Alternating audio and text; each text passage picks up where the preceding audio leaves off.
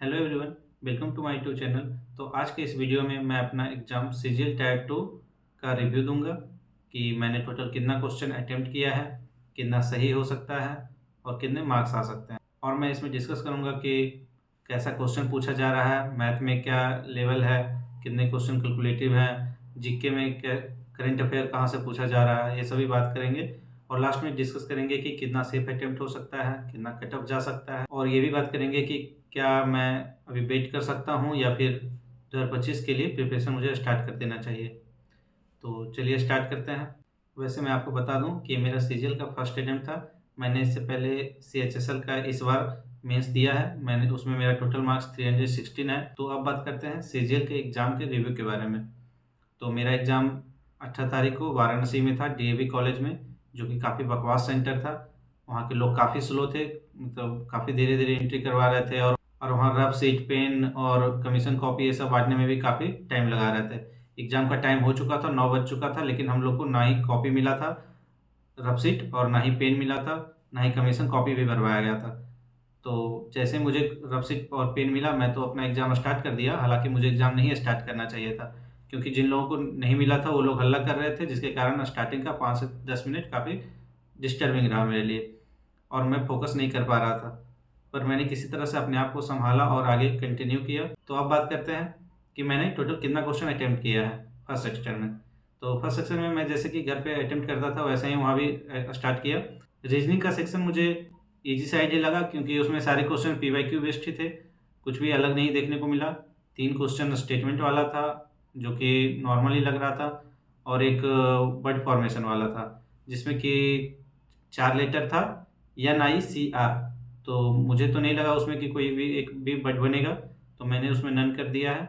आप लोग बताइएगा कि उसमें कोई वर्ड बना या नहीं। तो मैंने रीजनिंग सेक्शन में टोटल 30 क्वेश्चन अटेम्प्ट किया है, जिसमें कि एक क्वेश्चन तो मुझे बाहर निकलते ही पता चल गया कि वो गलत है। तो अब बात करते हैं मैथ सेक्शन के बारे में।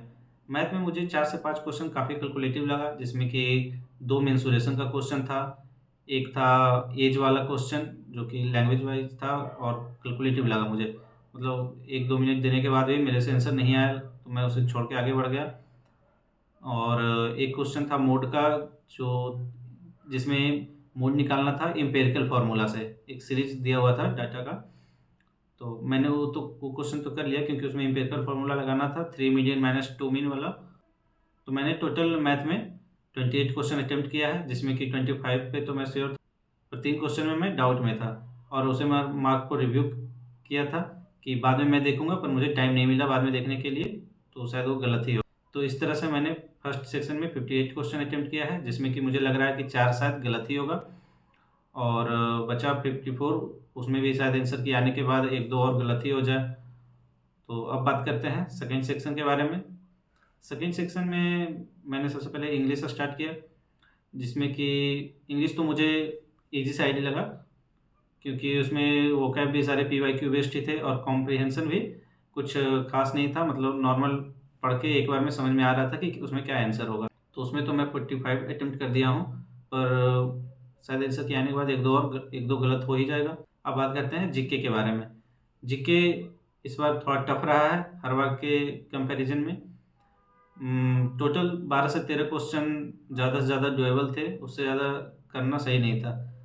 पर जैसा कि मैंने बताया कि मेरा मैथ और रीजनिंग सेक्शन में, मतलब मेनली मैथ में ही ज़्यादा क्वेश्चन सही नहीं हो पाया, इसलिए मैं डिसाइड किया कि मुझे जीके में ज़्यादा से ज़्यादा अटेम्प्ट करना है, क्योंकि अगर इसमें भी कम अटेम्प्ट करेंगे तो मैं ऑलरेडी रेस से बाहर हो जाऊंगा। इसलिए मैंने जीके में टोटल 23 क्वेश्चन अटेम्प्ट कर दिया, जिसमें कि मुझे 13 से 14 क्वेश्चन ही लग रहा था कि सही होगा, बाकी में मैं डाउट में ही था।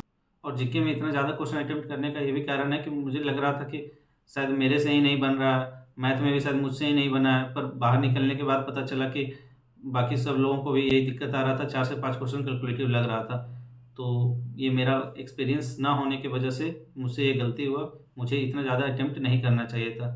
ना मैथ में 3 क्वेश्चन जो मैं मार्क को रिव्यू किया उसे हटा देना चाहिए था, और जीके में भी मुझे 14-15 क्वेश्चन से ज़्यादा नहीं अटेम्प्ट करना चाहिए था। पर कोई नहीं, देखते हैं आंसर के आने के बाद क्या होता है, उस हिसाब से आगे का डिसीजन लिया जाएगा। और अब बात करते हैं कंप्यूटर के बारे में।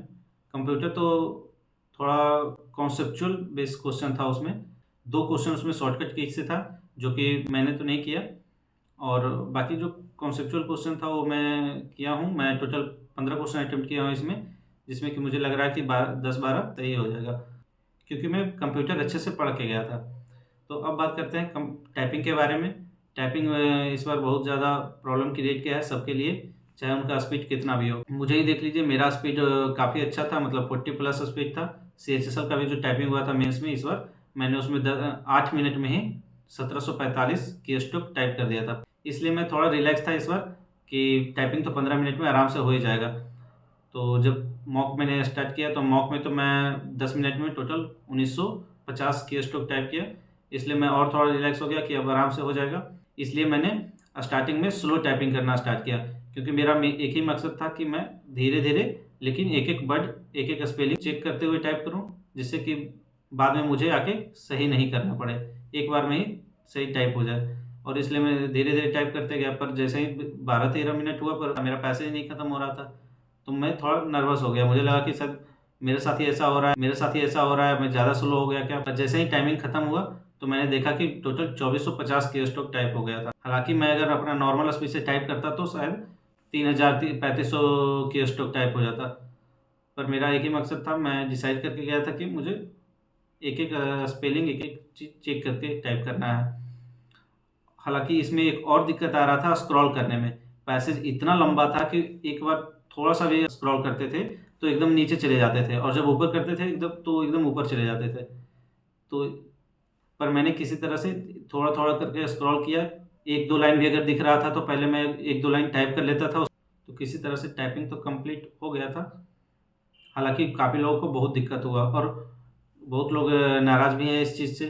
मैंने भी SSC के मेल पे अपना ग्रीवेंसेस मेल कर चुका हूँ, और आप लोग से भी रिक्वेस्ट करता हूँ कि आप लोग भी अपना ग्रीवेंसेस SSC को मेल करें, जिससे कि 18 जनवरी वालों का दोबारा से टाइपिंग कराया जाए, जिन लोगों को भी दिक्कत हुआ है।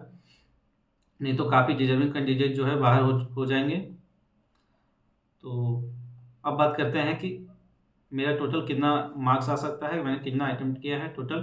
तो ओवरऑल मैंने 126 अटेम्प्ट किया है 130 में, जिसमें कि मुझे लग रहा है कि एक 107 to 8 शायद सही होगा, और मार्क्स मेरा लगभग 300 के आसपास रहेगा। पर वही देखना है कि इस बार कटअप कितना जाता है। हालांकि सीट तो ज़्यादा है इस बार, पर प्री का रिजल्ट देखते हुए लग रहा है कि शायद कटअप भी पिछले ईयर जैसा ही जाए। तो अभी तो कुछ नहीं कर सकते, पर होप फॉर बेस्ट। अब देखते हैं आगे क्या कर सकते हैं, अब तो आंसर के आने के बाद ही पता चलेगा। तो जब तक के लिए तो वेट ही कर सकते हैं, आंसर क्या आएगा उसके बाद डिसाइड करेंगे कि क्या करना है, वेट करना है रिजल्ट का, या फिर प्रिपरेशन परचेज के लिए स्टार्ट कर देना है। तो जब तक के लिए थैंक यू। अगर आप इस चैनल पर नए हैं तो चैनल को सब्सक्राइब कर दें और वीडियो को ज़्यादा से ज़्यादा शेयर करें। धन्यवाद।